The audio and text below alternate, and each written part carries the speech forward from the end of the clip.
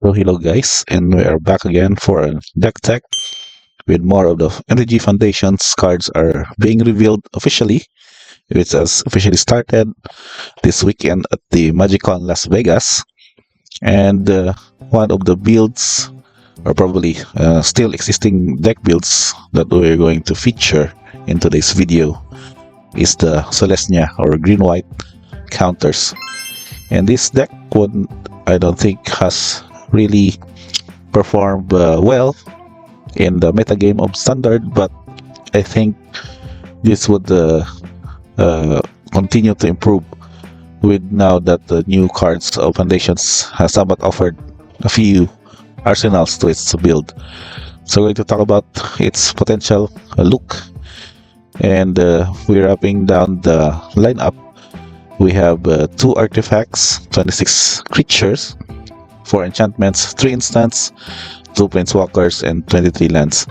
As you can see here, most of the 2 new cards that are still not legal to play but already revealed in the spoiler of MagictheGathering Foundations are copies of your Duskmourn. So this creature goes with a 3 to cast 0/0, but it comes with a counter on it. It has trample and then a landfall ability that whenever a land you control enters, double the number of counters on this creature. So one way to benefit from these added counters is goes with these other cards that is here in the deck. So we're going to start off by discussing each of the specific components, and one of which I think is a core of this kind of archetype is copies of your Orzhov, the Shattered Spire. So this is a 2 mana cost legendary artifact. If one or more +1 counters will be put on an artifact or creature you control, that meaning +1 +1 counters are put on it instead. And you can pay 2 to tap, put a +1 counter on a creature or artifact you control, and then activate it only as a sorcery, and an option also to cycle it for added or your needed cards if certain situations would allow it. So that way it goes to the static ability that adding counters are added with additional +1. So we have several ways of adding here. You'll notice this line up later on. So we're going to start off with maybe the 1-drops. Let's try with the mana value.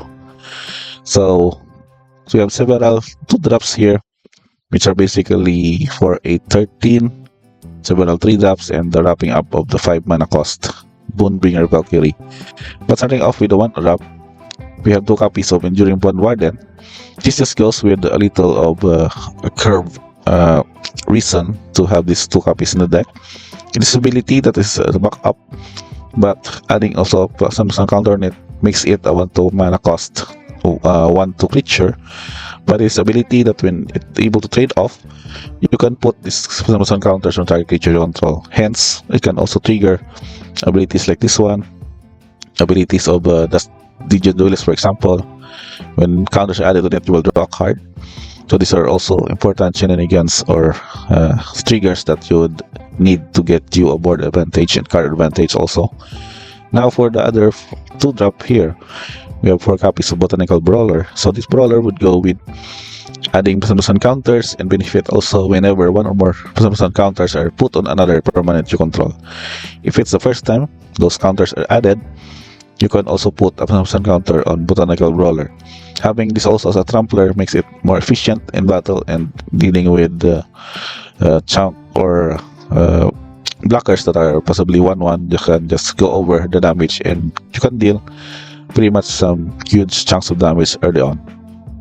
So these effects would also having some counters, and with the Oscillate, the Shattered Spire, for example, you can still get an additional +1 counters added to it. Makes it 3 +1 counters given those 2 cards in play or in the battlefield. Now for also triggers with the landfall effect, similarly to that of the Hydra, are your copies of Bristly Bill Spine Sour from Outlaws of Thunder Junction. So this ability, whenever a land enters the battlefield under your control, put a +1 counter on that creature, and then later on can do a mana sink to double the +1 counters on each creature you control. So also goes with this curve.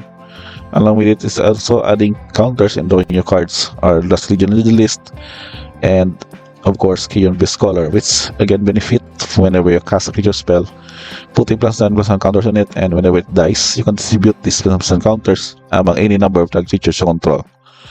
And the 3-drop for this deck that goes along with Duskmourn, which also support this ability, is your copies of Kami of Whispered Hope. So this card would have this ability that if one or more counters would be put on permanent you control, that many +1 counters are put on permanent instead. So this is similarly to that of Ozolith the Shattered Spire, but also this goes with also a 1/1 body that can also add mana of any one color equal to its power. So adding counters on it would gets you +1/+1 counters that many +1, and then gets you more bigger effect and more benefit for those kind of triggers. And one more of those option for you to trigger to help your Muscle-Born Hydra are your copies of Ordinary Tumblewag. So this Tumblewag triggers at the beginning of combat, put down +1/+1 counter target creature, and then if it is saddled, when it attacks when saddled, double the number of +1/+1 counters on target creature. So this is also good benefit, triggering these free +1/+1 counters, and with Kami or also let in play, you can also double or add an additional +1/+1 counters to a target creature or a relevant target creature control. More so if you're added here in the Hydra, wherein you can just double it basically at a very instant for its non-fall triggers. And then with another effect, Simulacrum, this goes to enter the battlefield to add 2 +1/+1 counters on that creature control, and at the same time can also be on Earth later on to have an added effect also similarly, and can also attack, and it can gain haste and can be exiled on the beginning of your next step, or it would be leaving the battlefield. So the final 5-drop on this deck with the backup ability, which also goes with adding +1/+1 counters, are your 2 copies of your Boonbringer Valkyrie, which can also get you a flying first strike lifelink if needed. If it comes to play, you can back up, for example, your Mistborn Hydra. It gains also this ability of flying first strike lifelink, which can also just go with a huge damage, or maybe even an alpha strike to your opponents if ever there are situations that he has enough blockers on the board and they don't have flying. You can use Boonbringer's ability of backup to fly over for the win. And for your enchantments, which also generates you +1/+1 counters and card draws, we have here 3 copies of Innkeeper's Talent. So these are just plainly free triggers at the end of your combat to put +1/+1 counters on target creature control. You can then develop this one to permanents you control with +1/+1 counters, or counters on them have Ward 1 to protect them from any spot removals. And you can have also this ability of level 3 late game. If you put 1 or more counters on a permanent or player, put twice that many of these kinds of counters on the permanent player instead. So doubling those +1/+1 counters would also get you a very huge power and toughness for your creatures. And we have also a copy of Tribute to the World 3. This is ability that to trigger to draw a card if its power 3 greater. Otherwise, put 2 +1/+1 counters on it. So we only have 1 copy in the deck because of burst splashing with the white mana, and at certain times 3 green mana would be very hard for us to cast. But nevertheless, this goes with also with the late game of getting your creatures bigger and gaining you card draws. And one way also to protect your creatures, we have 3 copies of the instant Snake Skin Veil, which also put +1/+1 counters on creature and it gaining it hexproof until end of turn. So that's the good benefit, which our main deck would just adjust in the maybe because of the current metagame of a lot of spot removals. We have Snakeskin Veil to protect them, whereas getting our free creatures being pumped with this doubling or benefiting additional +1/+1 counters as our main strategy. And now for our lands or planeswalkers, which I think would still be a very good addition to this kind of deck, is your Ajani Call of the Pride. So this reprint would have, for example, target creature against flying and double strike would just plainly get you to win out of nowhere. And also in the late game, if you need to +1 this ability to put counters on up to 1 target creature, would also get you to your main strategy aligned. And at any instance, you would need to create this 2/2 white cut creature tokens would also get you your late game kind of power to have this kind of trigger. But nevertheless, this card is very good, I think, to have in this kind of deck build. Along with that, your 23 lands, which as you can see here, basically made of forests and plains, and lots of mana fix with brushland. So brushland is illegal with the Brothers War copy. And of course, the new card, Hashword Words, which can also be activated for these two mana fix if you control forests or plains. And Reserve Words ticket from Operation OB1.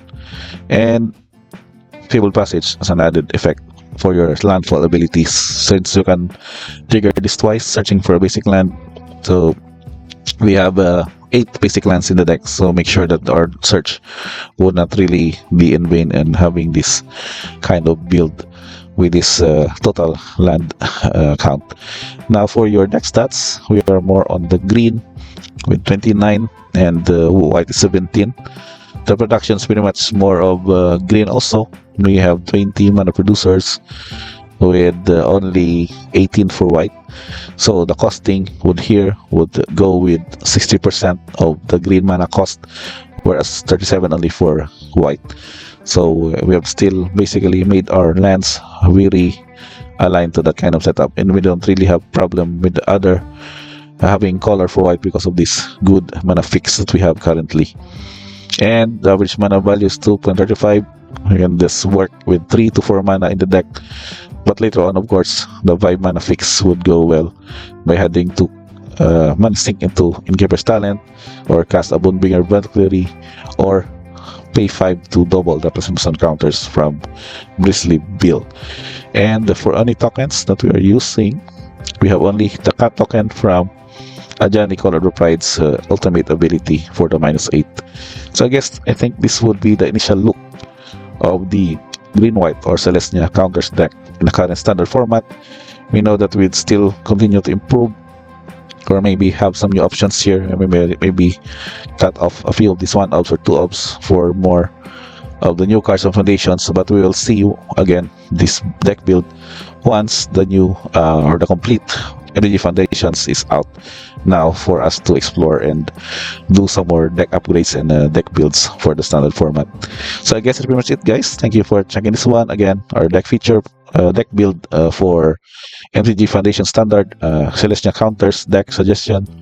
And for any comments or suggestions, of course, our comment section is open for us to discuss this deck archetype, and any suggestions are very much welcome. Again, guys, thank you for watching. Don't forget to like, subscribe, and see you on the next video.